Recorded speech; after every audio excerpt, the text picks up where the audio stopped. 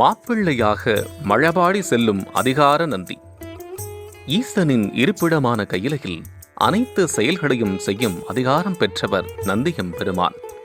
கையிலைக்கு அவர் வந்தபோது, எங்கள் மகன் உங்களுக்கு ஏவல் புரிய வந்துவிட்டால் அவனுக்கு யார் திருமணம் செய்விப்பார் என்று சிவபெருமானிடம் ஏக்கத்துடன் கேட்டாள் நந்தியம் பெருமானின் தாய். அதையடுத்து நந்திக்கு திருமணத்தை நாமே முந்தி நடத்தி வைப்போம் என்று வாக்களித்தார் ஈசன்.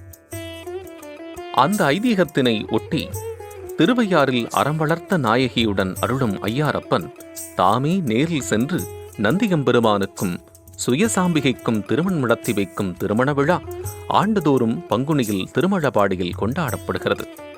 இந்த ஆண்டு அந்த திருவிழாவினை ஒட்டி நந்தியின் பிறப்பு, பட்டாபிஷேக வைபவங்கள் நடந்ததைத் தொடர்ந்து ஐயாரப்பனும் அம்பிகையும் நந்திக்கு திருமணம் நடத்தி வைக்க திருமழபாடி செல்லும் நிகழ்வு இன்று காலை நடந்தேறியது.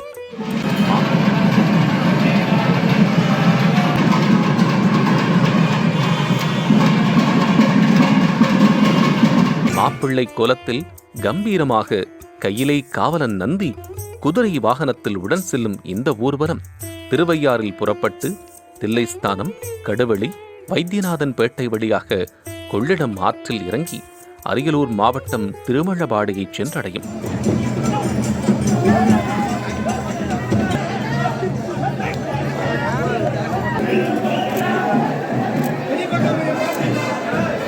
இன்று மாலை நந்தியம் பகவான் சுயசாம்பிகை திருக்கல்யாண உற்சவம் திருமழபாடியில் அதிவிமர்சையாக நடைபெறும்.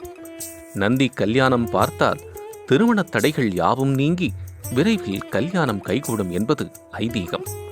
நீங்கள் கல்யாணத்துக்காக காத்திருப்பவரா? உங்களுக்காகவே திருமழபாடியில் நடக்கும் நந்தி கல்யாணம் உங்கள் குமுதம் பக்தி யூடியூப் சேனலில் நேரலையில் இன்று 19/3/2024 மாலை 7 மணி முதல் காணத் தவறாதீர்கள்.